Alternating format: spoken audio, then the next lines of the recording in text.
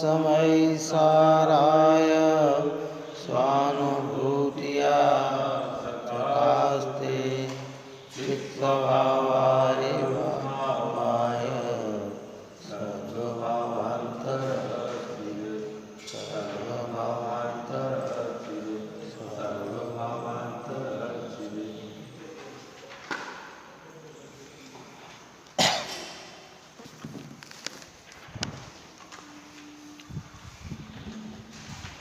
गत 143 में पूर्ण हुई। कलश 92 नंबर का पूर्ण हुआ। अब यहाँ ये कहते हैं कि नियम से ये सिद्ध है कि पक्षातिक्रांत ही समय सार है।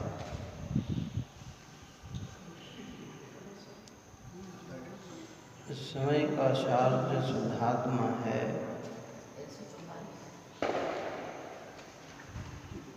वह जो अनुभव में आया,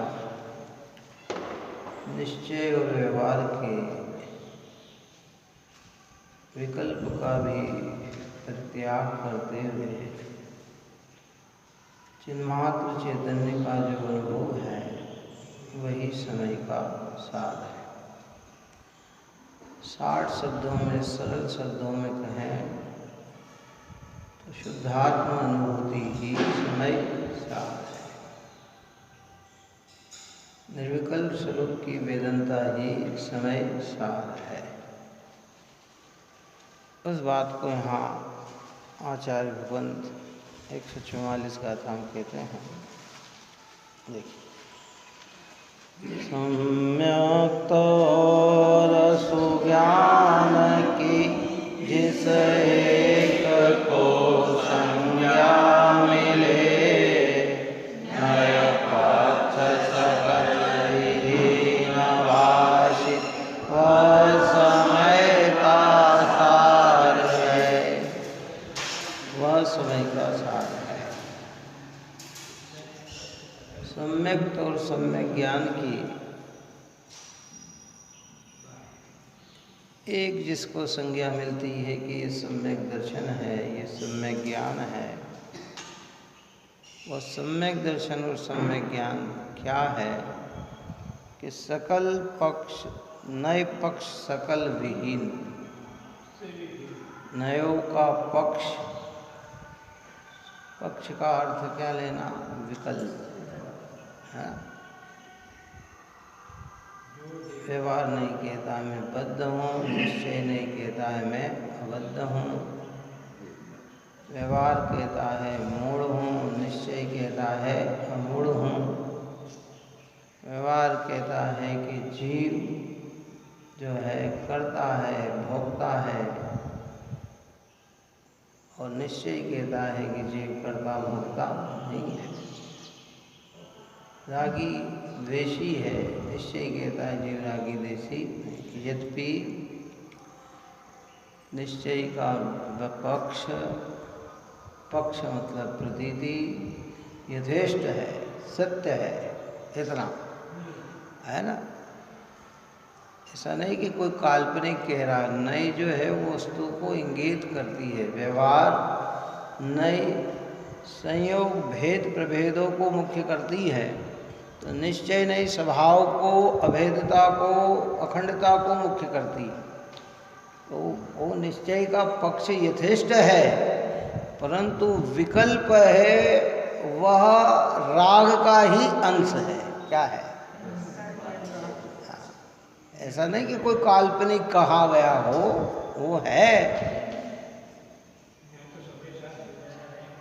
कि वो विकल्प से भी परे हो। उसी को सम्यक दर्शन और सम्यक ज्ञान की सुसंज्ञा मिलती है कि ये सम्यक दर्शन और सुज्ञान है। अर्थात जब तक वस्तु की अनुभूति न हो तब तक ज्ञान, सम्यक ज्ञान भी नहीं होता और सम्यक दर्शन भी, वास्तविक सम्यक दर्शन नहीं होता। अब ये सिद्धांत जो दिया गया है, ये पूरी व्यवस्थित व्यवस्था को लक्ष्य में लेकर दिया गया है। क्या? अगर बिना अनुभूति के सम्यक दर्शन माना जाए, सम्यक ज्ञान माना जाए, तो फिर 11-9 पूर्व का पाठी भी सम्यक ज्ञानी हो जाएगा। क्या हो जाएगा? वह भी सम्यक दृष्टि हो जाएगा।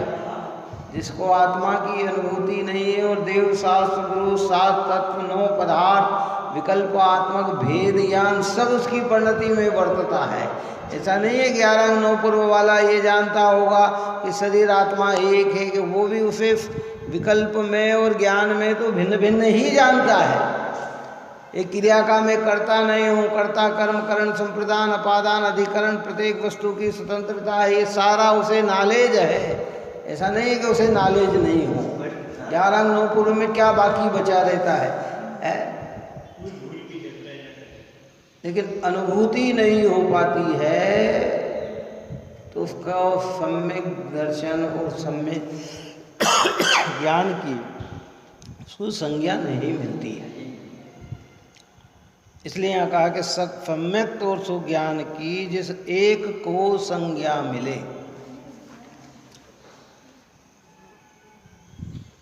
जिसको नाम दिया जाता है कि ये सम्यक दर्शन है, ये सम्यक ज्ञान है, कि नए पक्ष सकल विहीन भाषित वह समय का सार है। सूक्ष्म भूल भी आचार्य भगवंत ने निकाली है। कहते हैं ना, जब जब भीतर घुसते हैं तो पता लगता है कि अभी अभी अभी पहले तो लगता है कि ये मुझे प्राप्त हो गया, अब मुझे ये हो जाएगा, ये प्राप्त हो गया, ये हो गया। लेकिन जब गहराई में घुसता चला जाता है तो पता लगता है कि सम्यक दर्शन तो उसे ही कहते हैं कि जब निःशुद्धात्म की अनुभूति होती है। इसलिए आचार्य कुंदकुंद भगवान ने लिखा अपने इसमें कि भाई जीवादि का श्रद्धान ही व्यवहार से सम्यक्त है, पर नियत नय से आत्म का श्रद्धान ही सम्यक्त है। वो नियत नहीं से ये निश्चय नहीं कि विषयभूत वस्तु जो शुद्धात्मा है उसकी जो अनुभूति पूर्वक प्रतीति है उसका नाम ही सम्यक दर्शन है। मोक्ष मार्ग की शुरुआत वहाँ से है।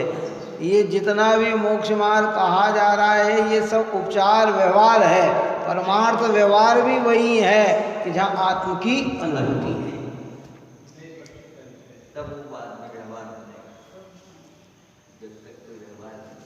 डॉक्टरी पढ़ रहा है, डॉक्टर कह रहे हैं, कर रहे हैं, लेकिन वास्तविक डॉक्टर की शुरुआत तो कब होगी कि जब उसको डिग्री मिलेगी, प्रमाण पत्र मिलेगा कि हाँ आज से आप, और उसके लिए फिर प्रैक्टिकल आदि सब करना है। तो सम्यक दर्शन को वास्तविक कब कहा जाएगा? हमें कहते अरे साहब देखो 7 तत्व की गाढ़ श्रद्धा है, 6 द्रव्य का विश्वास है, देव शास्त्र गुरु के अलावा किसी अन्य को नमस्कार नहीं करते हैं, कि ये सब उपचार उपचार उपचार उपचार है। सम्यक दृष्टि के ये होते ही हैं, पर ये होते हैं तो सम्यक तो होता ही है, वो बात यहाँ नहीं कह रहे हैं। यहाँ कह रहे हैं कि जब समस्त नए पक्ष विकल्प भी विकल्प बाधाएं हैं अनुभव के कारण,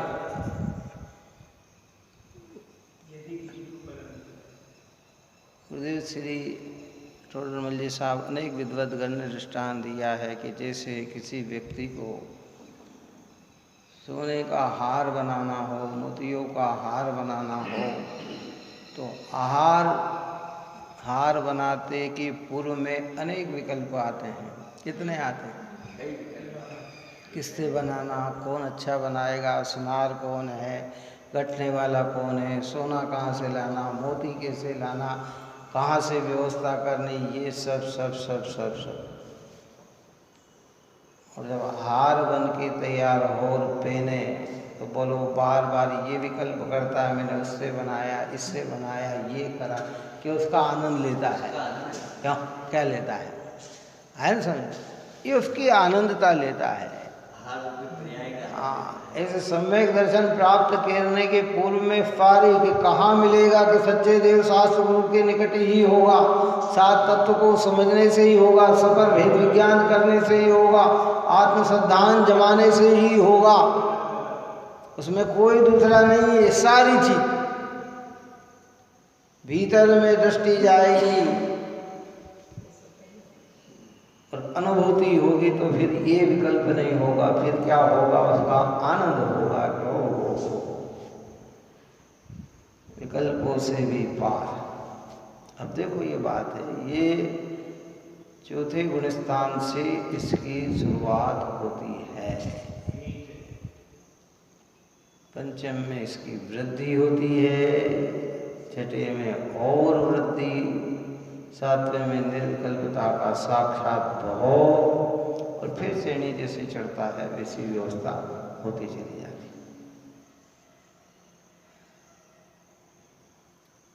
इसलिए पक्ष विहीन,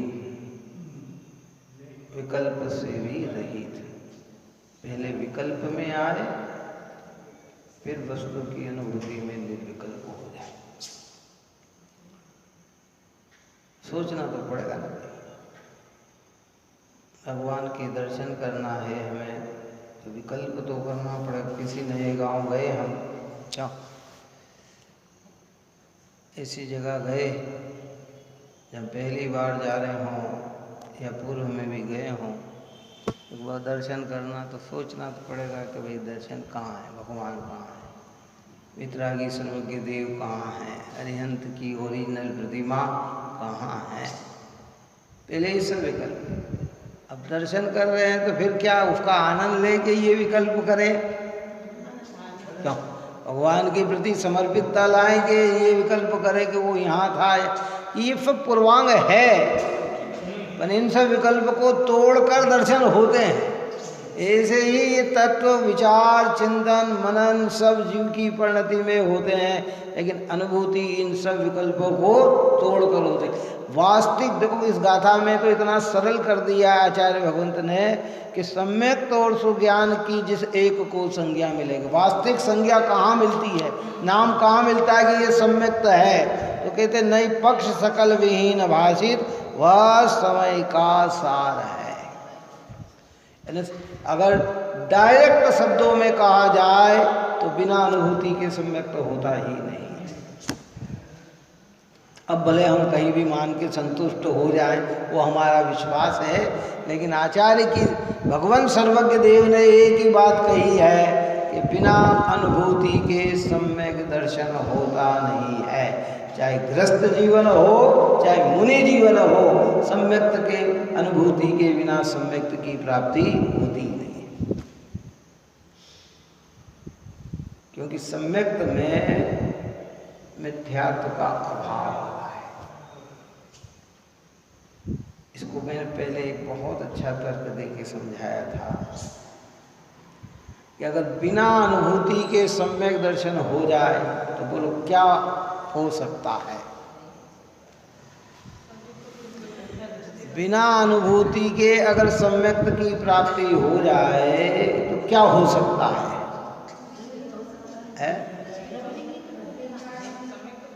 अनुभूति हो जाए तो सम्यक्त नहीं होगा। मेरा प्रश्न है कि फिर क्या हो सकता है? अरे भाई, जब बिना अनुभूति के सम्यक्त हो जाए तो बिना अनुभूति के केवल ज्ञान भी हो जाए, बिना अनुभूति के मोक्ष भी हो जाए। बात समझ में आई कि नहीं आई? जब एक कर्म का नाश हो गया बिना अनुभूति के, मिथ्यात्व कर्म है ना, दर्शन मोह कर्म प्रकृति चली गई बिना अनुभूति के, तो बिना अनुभूति के ज्ञानावरणी भी चला जाएगा, बिना अनुभूति के दर्शनावरणी भी चले जाएगा, अंतराय भी चले जाएगा, वेदनी आयु नाम गोत्र भी चले जाएंगे।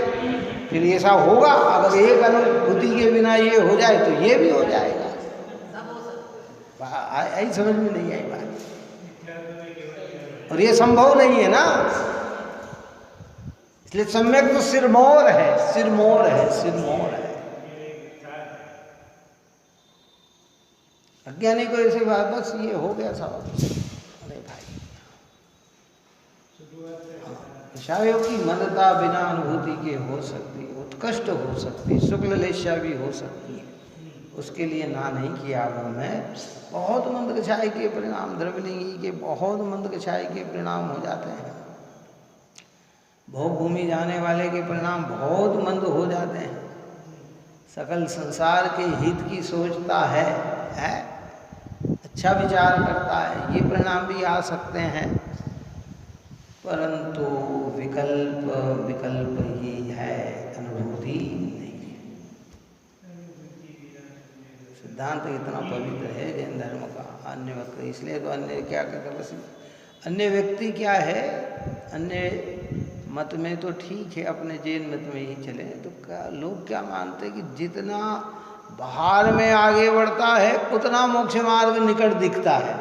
यहाँ कहते हैं जितना भीतर में समाएगा उतना मोक्ष मार्ग निकट होगा। कहाँ होगा?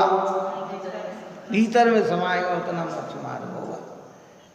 और जब भीतर में स्थिरता की वृद्धि बढ़ेगी तो बाहर की प्रवृत्तियाँ भी ऑटोमेटिक सरल सहज सुबोध रूप से सुंदर होती चली जाएगी।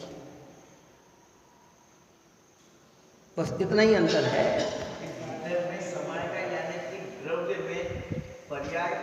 हाँ, स्थिरता वही निर्विकल्पता, विकल्प से परे जितना जितना अंदर में होगा उतना उतना। क्या दृष्टांत दिया है कि देखो भाई, भरत जी को खाली 48 मिनट केवल ज्ञान होने में क्यों लगा? अगर क्रिया से ही अगर उनका मोक्ष होना होता तो फिर उनको कम से कम 100, 200, 400 साल तो तपस्या करनी होती ना। कितनी करनी होती? भारत करते हो। मल्लीनाथ भगवान को कितने दिन लगे केवल ज्ञान प्राप्त करने में? 6 दिन लगे। नेमिनाथ भगवान को 56 दिन लगे हैं। महावीर भगवान को वही केवल ज्ञान प्राप्त करने में 12 साल लगे। आदिनाथ भगवान को वही केवल ज्ञान प्राप्त करने में 1000 वर्ष लगे।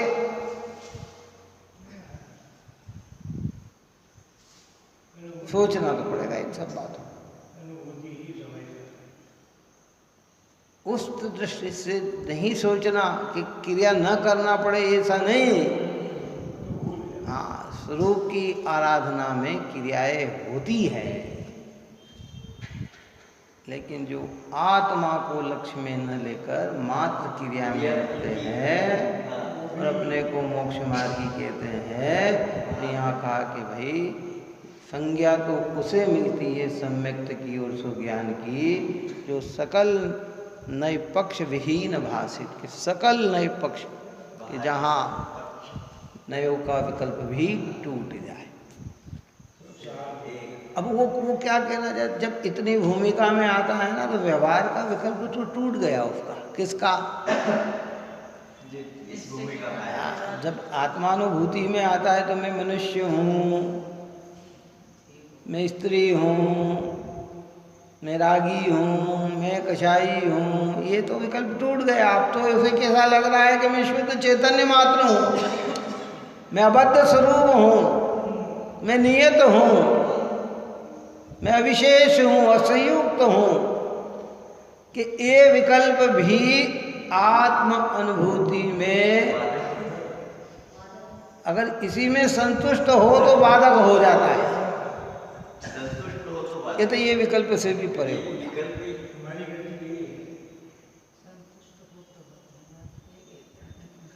सोचो, आप विचार करो, कुंद आचार्य की भाषा में समझा जाए। हाँ, देखो मूल बात कह रहे हैं। इसमें क्या कहा आचार्य कि अन्य जगह जो सम्यक्त की चर्चा की जाती है वो प्रारंभिक भूमिका है, और ये जो सम्यक्त की बात कही जा रही है मौलिक है। वहाँ तक नहीं आएगा तो यहाँ तक भी नहीं पहुँच पाएगा। कहाँ तक? अगर देव शास्त्र गुरु के श्रद्धान में नहीं आया तो निर्विकल्प स्वरूप की अनुभूति हो जाए, ये संभव नहीं है। तत्व श्रद्धान में नहीं आया तो निर्विकल्प स्वरूप की अनुभूति हो जाए, ये संभव नहीं है। सपर भेद विज्ञान में न आए तो निर्विकल्प स्वरूप की अनुभूति हो जाए, ये संभव नहीं है। तो मार्ग वहाँ से चला लेकिन वहीं तक अटक भी गया और ये नहीं हुआ तो भी कहते हैं ओरिजिनल सम्यक दर्शन और सम्यक ज्ञान की संज्ञा मिलती नहीं है। संज्ञा का अर्थ क्या? अनेक अर्थ संज्ञा के होते हैं। यहाँ संज्ञा का अर्थ है नाम। क्या है संज्ञा का अर्थ? क्या? नाम। सम्यक दर्शन नाम नहीं मिलता, सम्यक ज्ञान का नाम नहीं मिलता। ओरिजिनल सम्यक दर्शन सम्यक ज्ञान का नाम नहीं मिलता। चार संज्ञा यानी इच्छा को भी कहते हैं। हार संज्ञा, मैथुन संज्ञा, भय संज्ञा, परिग्रह संज्ञा है। लेकिन यहाँ संज्ञा का अर्थ क्या है? नाम। क्या है? ये नाम नहीं मिलता। अरे साहब आपने तो हमारे सारे किले किराए पे पानी फेर दिया। हम तो समझते थे इतना करके हमें सम्यक दर्शन हो गया कि भाई यही तो बात मूल है। लाकर क्या बताओ। अपन अब दूसरी दृष्टि से दृष्टांत दे के समझाते हैं। दृष्टांत एक देश होते हैं, महान सिद्ध क्षेत्र अपना सम्यक शिखर। सम्यक शिखर के अंदर अगर पार्श्वनाथ भगवान की टूक के दर्शन न करके आए वहाँ और सब घूम ले, नीचे नीचे सब घूम ले, तो क्या इसकी सम्यक शिखर की यात्रा पूरी हो सकती है? सफल कही जा सकती है? बोलो। हम दर्शन करके आए, नीचे नीचे हमने दर्शन कर लिए और ऊपर चले गंधर की टुक पे दर्शन कर लिए, आसपास की टुकों पे दर्शन कर लिए और ऊपर दर्शन करके नहीं आए, तो क्या वास्तविक यात्रा हो सकती है? व्यवहार में तो कहेंगे नीचे भी, हाँ कहाँ हम मधुबन होके आए, शिखर जी होके आए। क्यों? सरल तो यही है, कहेगा क्यों कहाँ जा रहे हैं? शिखर जी जा रहे हैं। नीचे नीचे के घुम आए, शिखर जी कहेंगे। पर वास्तविकता जब संपूर्णता तो कब कही जाएगी उसको? कि जब वो पूरी एक एक टोक के दर्शन करके आए। यहाँ कह रहे हैं कि भाई ऐसे ही प्रथम चरण में हम देवशास्त्र गुरु के संधान में आए तो कहेंगे कि सम्यक दृष्टि हो गया, पर वास्तविक सम्यक दर्शन तो कब कहलाएगा? कि जब निर्विकल्प स्वरूप की अनुभूति होगी। यही बात समझ में नहीं आई? बोलो, चलो विचार करो इस बात में। अरे नहीं साहब इतने सब दूर तो कर ली कि सब दूर कर, जिसके लिए दर्शन करना था वो तो गए ही नहीं। क्यों? मेन उद्देश्य क्या है? चलो दर्शन करने का सर्वोपरि पार्श्वनाथ टोक, चंदा प्रभु टोक, इस अपेक्षा से ही पूरी बात समझना। मैंने क्या कहा? दृष्टांत एक देश होता है। लोग व्यवहार में तो सब समझेंगे कि अरे भाई हो आए क्या। कई लोग ऐसे भी होते हैं कि साहब इससे पूछा क्यों साहब आप बम्बई गए? हाँ हो क्या, कई बार गए। क्यों? सब जब हम पूना जाते तो बीच में बम्बई पड़ता है। कि वो कोई मतलब नहीं है। बात समझ में आई कि नहीं? कि नहीं साहब एक बार हमें वहाँ जाना था तो हम एरोप्लेन पे गए तो वहाँ से। अरे नहीं, बम्बई का मतलब है कि वहाँ की मुख्य चीज़ें तुमने देखी क्या, उससे परिचित हुए क्या, कि बम्बई में क्या क्या मुख्यता है। ऐसे कह रहे हैं कि आत्म सम्यक दर्शन हुआ तो क्या निर्विकल्प स्वरूप की अनुभूति हुई क्या? पक्ष विहीन हुए क्या? कि नहीं साहब ये तो नहीं हुए, लेकिन देव शास्त्र गुरु का श्रद्धा कि भाई उसको उपचार से कहा गया है, परमार्थ नहीं है। परमार्थ वही सत्य है जो निर्विकल्प। वास्तविक संज्ञा कहाँ मिलेगी? ये अतिशयोक्ति करी आचार्य कुंद देव ने। क्यों? ये अतिशयोक्ति नहीं करी, ये वस्तु स्वरूप बताया है। अतिशयोक्ति तो मतलब क्या कि जो नहीं हो उसको बता देना, उसका नाम है अतिशयोक्ति। क्या कहा? कि जिसमें जो चीज़ नहीं हो और वो चीज़ को बता देना।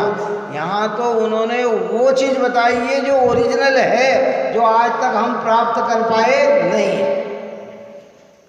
और उसके लिए बड़े समाधि मरण में लिखा गया कि भव भव में जिन पूजा की निदान सुपात्र ही दीना। कई बार नव वृद्धि प्राप्त करी, कई बार अनेक अनेक व्रत तप उपवास किए, अनेक कार्य किए, लेकिन सम्यक गुण नहीं चीना, सम्यक गुण की प्राप्ति आज तक नहीं की, अर्थात निर्विकल्प स्वरूप की अनुभूति इस जीव ने आज तक नहीं की।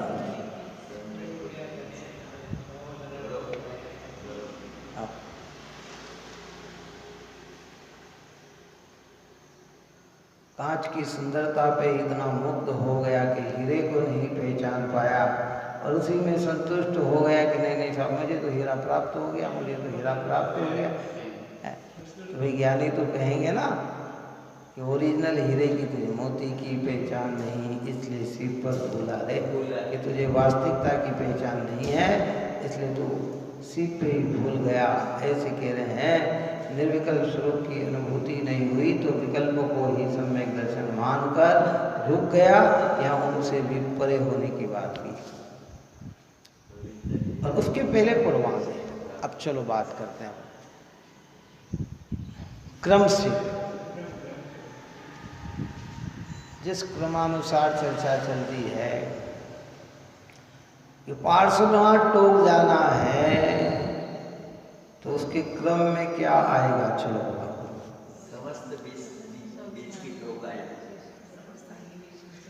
गौतम गंगा से शुरू करते हैं। अभी तो नीचे से चलें, गौतम गंगा तो ऊपर की बात है। पहले तो नीचे के मंदिर कोठी तेरापंथी आदि आएगी कि नहीं आएगी क्या। फिर इससे आगे बढ़ेगा तो फिर गौतम गंधर की टोक आएगी कि नहीं आएगी, फिर दूसरी टुके आएगी कि नहीं आएगी, उसके बाद सर्वोपरि टोक जाएगी। कहाँ जाएगी कि वहाँ पहुँचेगा। ऐसे यहाँ कह रहे हैं कि निर्विकल्प स्वरूप की प्राप्ति के पूर्व में तुझे सच्चे देव शास्त्र गुरु का सिद्धांत आना ही चाहिए। और ये हमें योग्यता मिली कि हम पवित्र भगवान की निकटता में, जिनवाणी माता की निकटता में निर्ग्रंथ के स्वरूप को समझकर आप और हमें कि नहीं यही सत्य है, इतना है। फिर इनकी वाणी में जो तत्व आ रहे हैं उन 7 तत्वों का विश्वास कि हाँ द्रव्य 6 ही होते हैं, तत्व 7 ही होते हैं, पदार्थ 9 ही होते हैं, पंचास्तिकाएँ 5 ही होते हैं, न एक कम होता है न एक आधा ज़्यादा होता है। और ये तत्व, ये द्रव्य अनादि अनंत है, इनको किसी ने बनाया नहीं है, बने बनाए स्वनिर्मित हैं, ये विश्वास जमा। अब इन तत्वों को समझकर इसमें मेरा स्व क्या है, पर क्या है।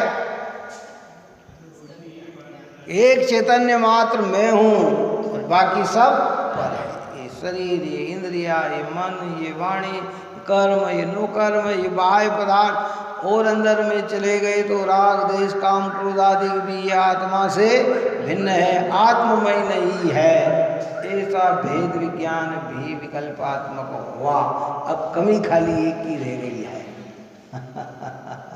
वो बात यहाँ कह रहे हैं, वो बात यहाँ कह रहे हैं।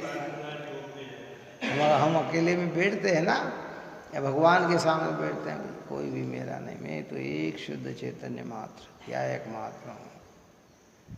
इंद्रिया भी मुझसे भिन्न, ये वाणी भी मुझसे भिन्न, ये संयोग भी मुझसे भिन्न, प्रत्येक पदार्थ स्वयं परिणमनशील, ये सब विकल्प में आता। यद्यपि ये सारे परिणाम उत्कृष्ट मंद कषाय से युक्त परिणाम है, फिर भी जीव इन विकल्पों में ही संतुष्ट होकर अनुभव से वंचित रहता है। वो गाथा में ये बात है। ये सारे निचोड़ ये है, रहस्य ये है, और सब लोग इसी में, आप और हम इसी में संतुष्ट हो जाते हैं। देखो भैया हमारे तो परिणाम, हमें तो कोई अपना नहीं भासता, कि अनुभव करके नहीं भासता, कि विकल्पात्मक नहीं भासता। बोलो, हमें लगता कोई हमारा नहीं, एक परमाणु मात्र मेरे नहीं है, एक परमाणु भी मुझसे अड़ता नहीं है। ये विकल्प की भूमिका में होकर नहीं अड़ रहा है कि निर्विकल्प होकर नहीं अड़ रहा है। बताओ, हम जितना भी सोच विचार बनाएंगे बस इतना तक सीमित हो जाएंगे कि नहीं भाई मैं तो किसी को अपना मानता ही नहीं हूँ, मुझे तो मेरा ज्ञाय की अपना भासता है कि सत्य है, पर विकल्प में कि निर्विकल्प होकर।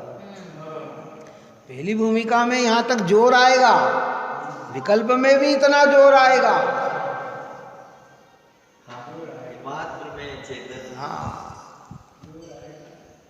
सोचो, विचार करो गंभीरता से। अपनी कमियों को दूर करने के लिए ही तो जिनागम, ये दर्पण है, ये जिनागम जो हमें कमी है वो दिखाता है। अरे भी यहाँ काली माँ लगी, यहाँ काली माँ लगी, यहाँ अटपटा दिख रहा है, कांच में देखकर, ये जिनवाणी में देखकर अपने विकल्प को हम शांत करें। अरे मैं तो यही रुक गया, मुझे तो ये सही लग रहा है कि ये सब भिन्न है, पर विकल्प में ही भिन्न भाव से तो हो रहा है, परिणाम में तो भिन्नता, निर्विकल्पता का तो अनुभव नहीं। स्व से अस्ति और पर से नास्ति, तो अस्ति की पकड़ आई कि नहीं आई ये हमें समझना है। कहने में तो बहुत सरलता से आता है, क्या आता है बोलो? इसको आचार्य देखो, ये गाथा में कुंद आचार्य भगवंत ने हर व्यक्ति को संबोधन दे दिया। जो धर्म में नहीं आए उनको तो संज्ञा मिलना ही नहीं है, जो देव शास्त्र गुरु की निकटता में नहीं आए, सदाचार और न्याय में नहीं आए, उनको तो संज्ञा मिलना ही नहीं है। क्या समझ में आया ना? जो चाहे जैसी कल्पना भूत कर करके बैठे उनको तो मिलना ही नहीं, लेकिन जिनागम के अनुकूल आकर भी कहाँ रुक गया है वो बात को यहाँ समझाए।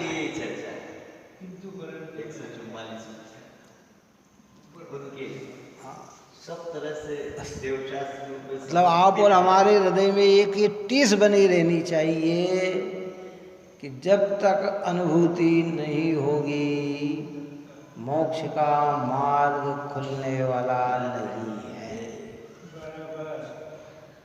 अब इसके लिए हम कितना प्रयत्न करते हैं इसका हमें विचार करना चाहिए, क्योंकि ये सब अपूर्व नहीं है। जो हम आप कर रहे हैं ये अपूर्व नहीं है, ये पूर्व में कर चुके हैं। आते ही समझ में कि नहीं साहब पहली बार कर रहे हैं कि नहीं भाई।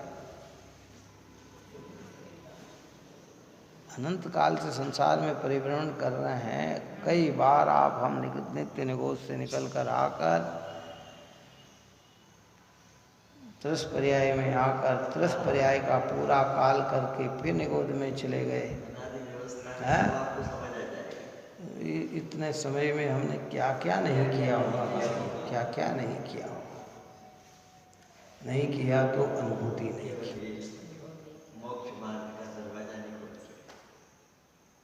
प्रयत्न करने पर भी कार्य की सिद्धि न हो तो कोई चिंता नहीं करना, योग्यता का विचार करना। लेकिन प्रयत्न ही न करे तो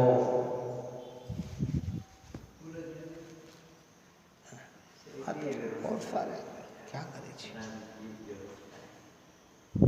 एक लगन से भगवान के दर्शन कर रहा, कोई दूसरा कौन आ रहा है कौन जा रहा है इसका भी खबर नहीं है। बहुत अच्छा, बहुत बढ़िया, प्रशंसनीय है। लेकिन जीव उसी को सम्यक्त मान के बैठ जाए। देखो भाई रुको, स्थूल ज्ञान वाले सब यही कहेंगे। मैंने अभी क्या कहा कि स्थूल ज्ञान वाले क्या कहेंगे? कई बार ऐसा होता है, बहुत सारे प्रसंग ऐसे जीवन में बन जाते हैं। महिला जीवन के अंदर कर्म की उदयता की विचित्रता में कि यात्रा का ट्रिप निकला, कितना ट्रिप निकला, यात्रा का ट्रिप निकला, और 4 दिन वहाँ शिखर जी रुकना। कितने दिन रुकना है ना, और दूसरे क्षेत्र करना। अब 150 आदमी को लेके निकला और कर्मोदय से असमय महिला मासिक धर्म से युक्त हो जाए या कुछ हो जाए। अब वो शिखर जी तो गई पर वंदना नहीं हुई, तो बोलो उसका शिखर जी सफल रहा कि नहीं रहा। चलो बताओ, पर कहेंगे क्या? अब ये यात्रा में थे तो शिखर जी गए। फिर वो स्वयं अपनी तरफ से क्या कहेंगे? अरे मैं इतना अभागा हूँ, अभागी हूँ कि मैं वहाँ जाकर भी मैं भगवान के दर्शन मैं पुनः जाऊंगी। क्या ऐसे हम विकल्पों में आकर निर्विकल्प न हो तो हम अभागे ही हैं। समझ में आई बात? नहीं, हमारी ये यथेष्टता नहीं है कि हे चलो बताओ।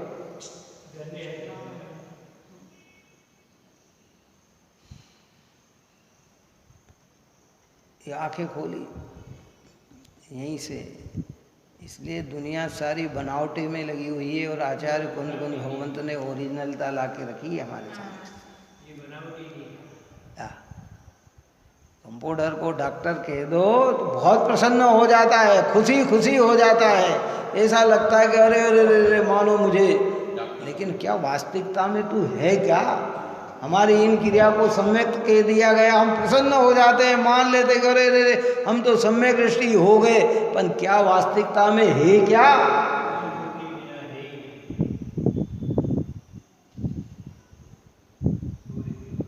अज्ञानी की मान्यता है, व्यवहार पक्ष की मान्यता यह कि देव शास्त्र गुरु का श्रद्धान सम्यक दर्शन, शास्त्रों का अभ्यास सम्यक ज्ञान और बाह्य वृताधिक सम्यक चारित्र, ये तीनों की पूर्ति हो गई, मोक्ष मार्ग की शुरुआत हो गई। बात ही समझ में नहीं आई।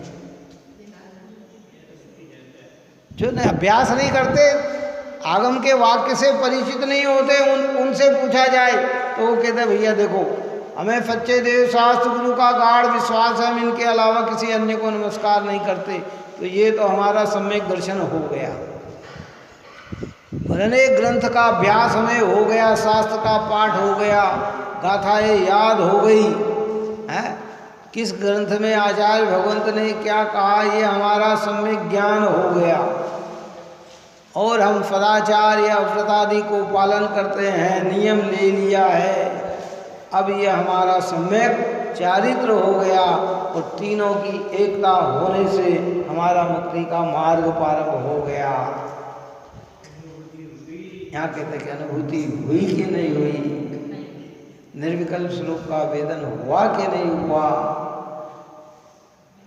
नहीं तो कहते भैया अभी तुम्हारे इसको सम्यक की संज्ञा भी नहीं और सम्यक ज्ञान की संज्ञा नहीं।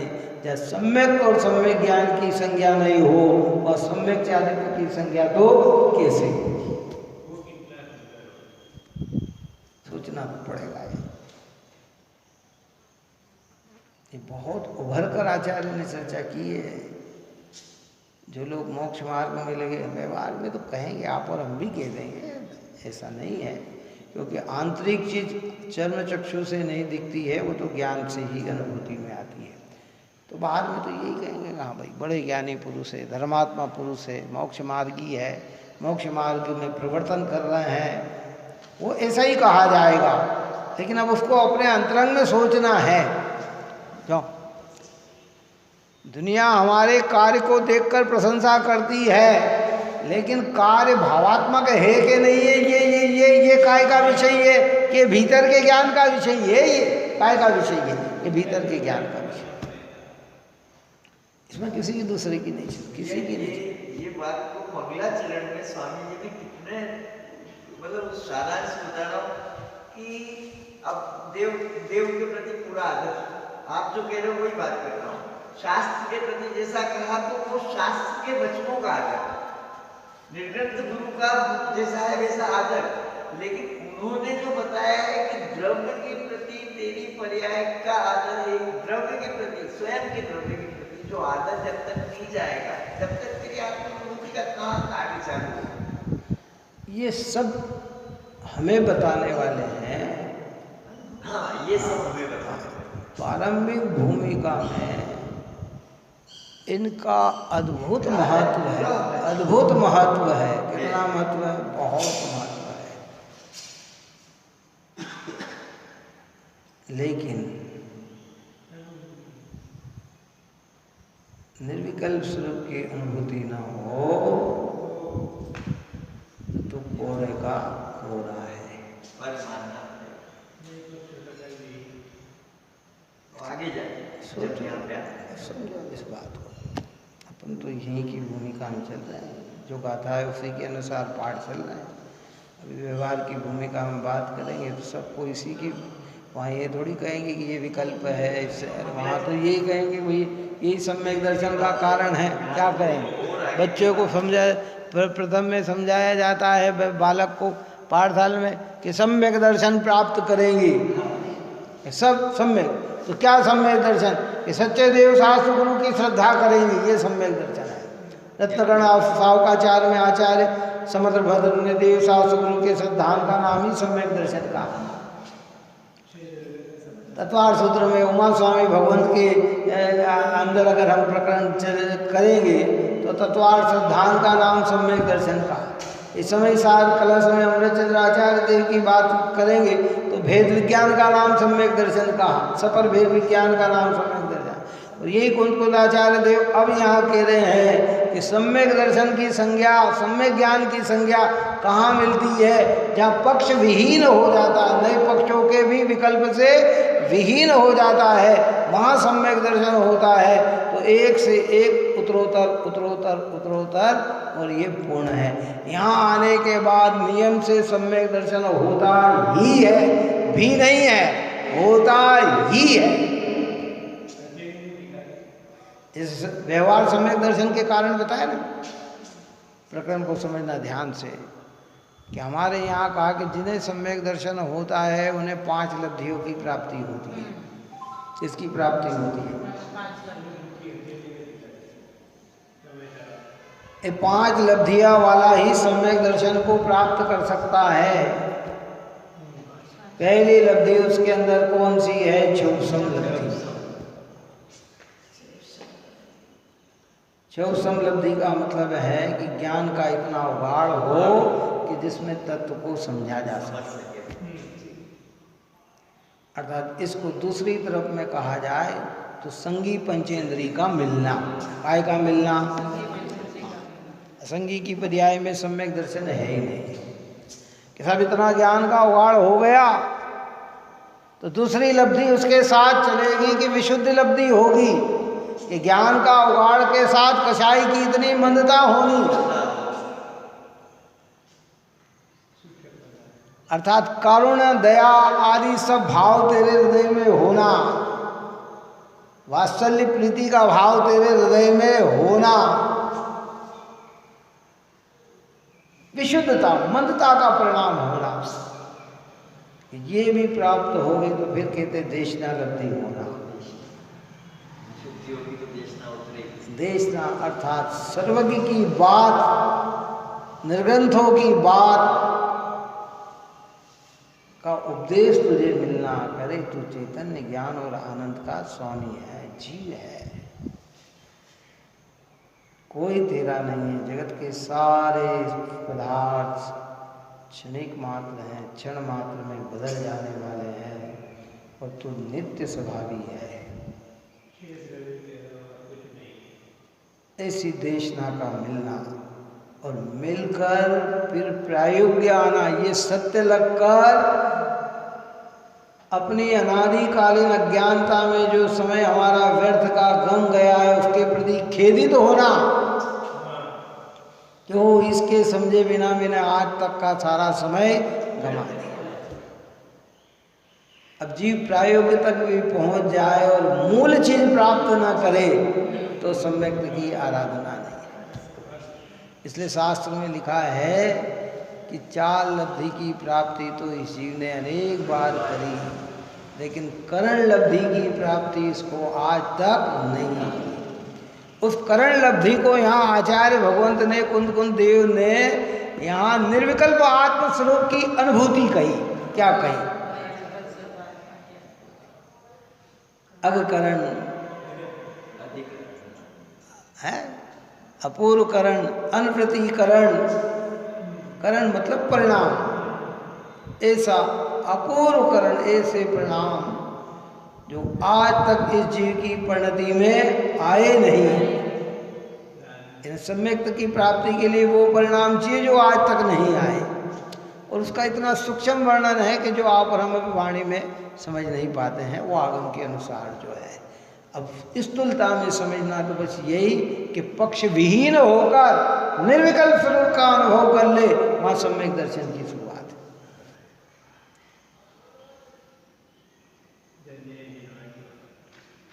करण शब्द के भी 3 भेद है। ये करण, अपूर्वकरण, अधकरण, अपूर्वकरण, अनवृत्तिकरण, ये 3 भेद है।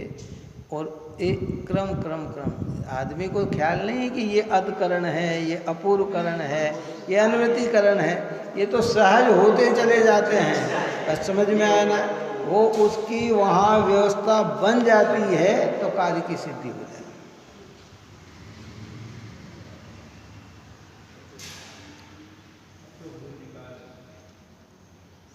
समझने की बात है भाई।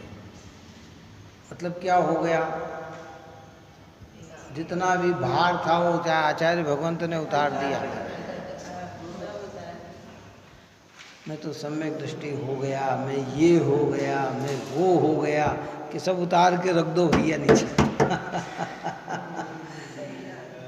हाँ, ये कर्तव्य की आखिरी बाधा करता है। इसलिए अब मैं कई बार कहता हूँ कि हमें सम्यक दृष्टि कहलाना नहीं है, होना है।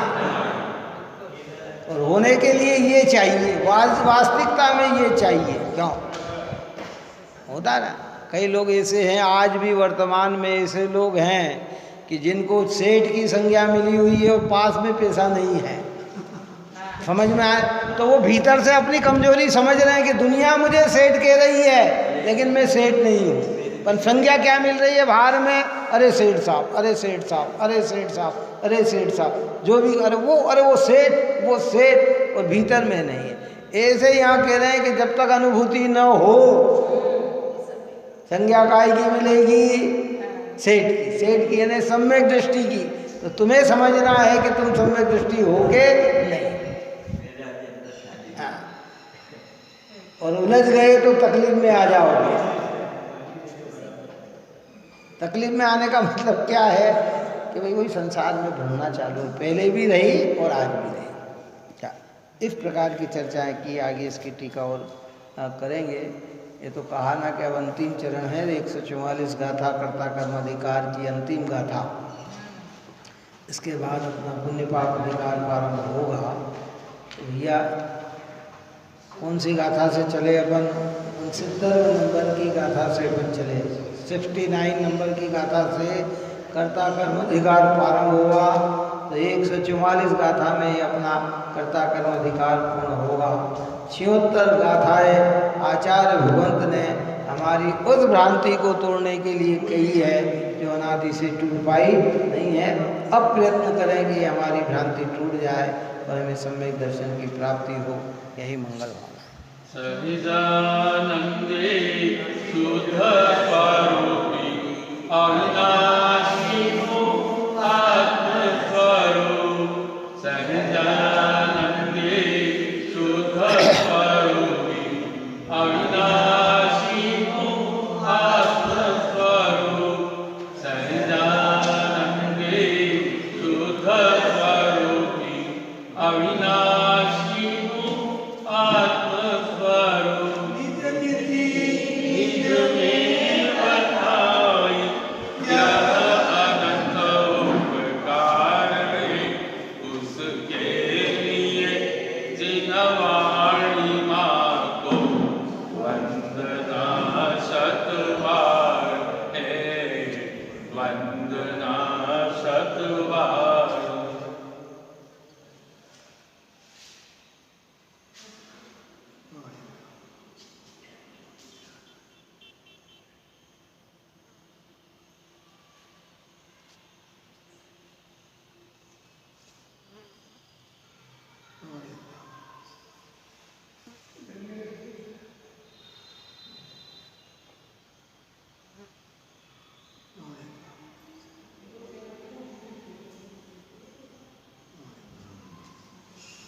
रावणी के ज्ञान से सूझे लोकालो, सोवाणी मस्तक नमो सदा दे तुम माता है।